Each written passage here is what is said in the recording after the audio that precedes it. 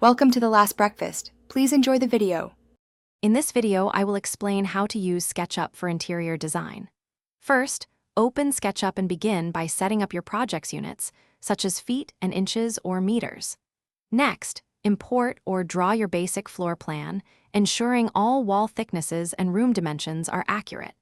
This foundational step is crucial for creating a realistic and functional design space. You'll then be ready to add more detailed elements. Once your basic floor plan is in place, you can start building up your interior.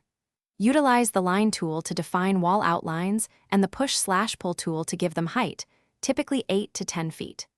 Next, incorporate windows and doors, ensuring they are scaled correctly and positioned accurately within your walls. Remember to group these elements as components for better organization and easier modifications later on. Now, let's bring your design to life with furnishings and textures. Access the 3D warehouse to find and import a vast library of furniture and decorative items, placing them within your space. Experiment with different materials and textures for floors, walls, and other surfaces to achieve your desired aesthetic.